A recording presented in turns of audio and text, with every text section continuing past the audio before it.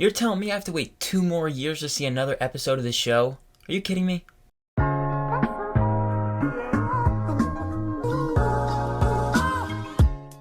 House of the Dragon Season 1 is the newest show in the Game of Thrones universe, and it stars Paddy Considine, Matt Smith, Rhys Ifans, Emma D'Arcy, and Olivia Cooke. And it tells the story of an internal succession war within House Targaryen at the height of its power 172 years before the birth of Daenerys Targaryen. Now, if I'm being completely honest, I wasn't really looking forward to this show. I unfortunately am someone who hasn't even finished Game of Thrones. I just got halfway through it, and then just for whatever reason, I never continued watching it. I'm a fan of the universe, and there wasn't anything particularly bad about this Game of Thrones show. I just never continued watching it. But going into this show, I knew that it was a prequel to Game of Thrones, so I knew that I need to finish the entire Game of Thrones to understand this show. And from what I've heard from everyone else before starting it, was that you could watch this show without having even finished or even watching Game of Thrones. So I decided to check it out, and this first season is one of the best seasons of TV we've seen all year, and this show was a big surprise for me. But before we get any further into this review, make sure to hit that like and subscribe button if you enjoy the rest of it. I would love to have you along on this journey with me, and comment down below what are your thoughts on this first season of House of the Dragon.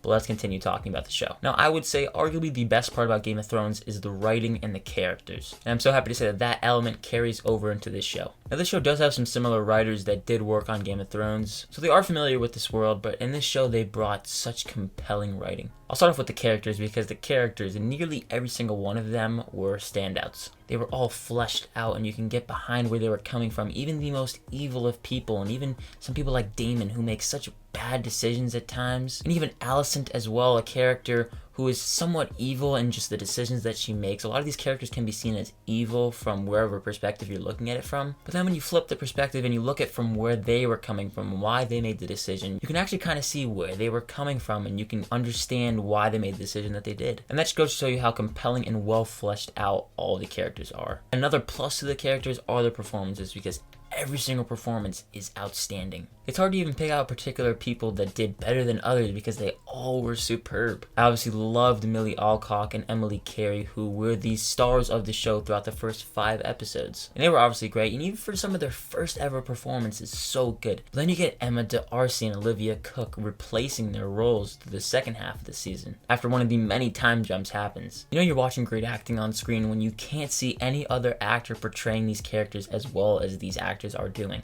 I of course briefly mentioned Daemon, but Matt Smith is so evil at times, but just so much fun to watch on screen. He chews up the scenery. And Paddy Considine as King Viserys. He has one monologue in particular in episode 8, which I'm sure you know what I'm talking about if you've seen the show, that is captivating and nearly Emmy worthy. But every single one of these performances, give him a nomination, give him awards recognition, because they are superb. And getting even further into the writing, you have the family drama. Even the writers have said it, the behind the scenes portions of the show that you can watch, they have talked about how this season, it really is all about watching a family crumble apart, and tensions rising throughout really the entire season between each other and the different families. But all of it, you get so tied up in. Without the writing being this well done, this show could have easily felt completely flat. Because again, this show really revolves around the family drama, and if you don't have the compelling nature of that, the show is in turn not going to necessarily work. But thankfully, because it is so well fleshed out, it keeps you coming back every single week wanting more and more. The season started off with an excellent pilot that got me sucked right into the show. And I personally binged the majority of the episodes instead of waiting week to week. And I think the show really benefits from that, because every episode at the very end is going to leave you wanting more and going to see what's in the next episode. And now this turns out here, and what happens here with this character. It's a great binge-worthy show, but it's also a show that you can still watch week to week. The visuals are stunning. The action sequences and the set pieces, the costume design, it is all top tier, and you wouldn't expect really anything less from HBO, because they hold such a very high standard of producing such great series of television with very high production value, and they don't bring anything less to this show. The visual effects and especially the dragons and the scenes with them are flying, and those action sequences will keep you on the edge of your seat too.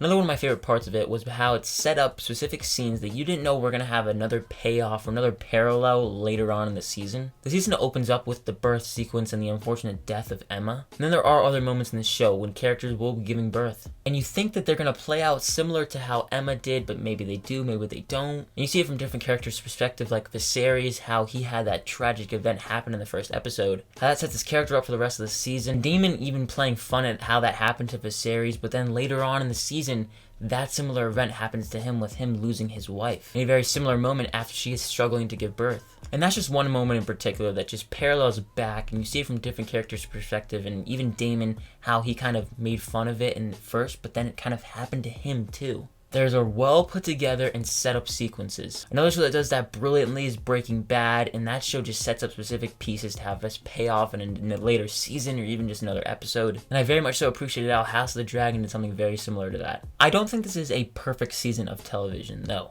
For every fantastic episode, you have an episode that is a little lackluster. In particular, I think of episode 8 being riveting, and then you have episode 9 kind of falling down a little bit. Not to say that episode 9 was bad, but it is a slower episode. And I wasn't the biggest fan of how it didn't play into every single character. More so just Allison, but then luckily with the finale you get everything with Rhaenyra, so it all worked out in the end. Then there were a lot of episodes that I didn't necessarily love, but they still had me intrigued, which is a good thing. Like, I never really considered stop watching the show, which is very good. My issues with the pacing was one of the things that held it back for me, because it is a somber, slow show at moments, but it pays off in the end. But it is a show that I would say could test your patience at times. Luckily enough, you're never not invested necessarily, but I felt with a 10-hour-long season of television, there are some moments that are dragged out. And even just the time jumps, they take some getting used to. With there being a time jump, I think in every single episode, it is a little jarring at first. It takes some getting used to, and then you'll just get another time jump at the next episode, so it is a little jarring at times. Even getting further into that, the show is so layered. I felt that at times the writers were juggling a little too much with characters, the storylines involved, and I particularly felt this halfway through. Sometimes because they introduce new characters and new storylines, they will get more of the attention now because they have to flesh that out,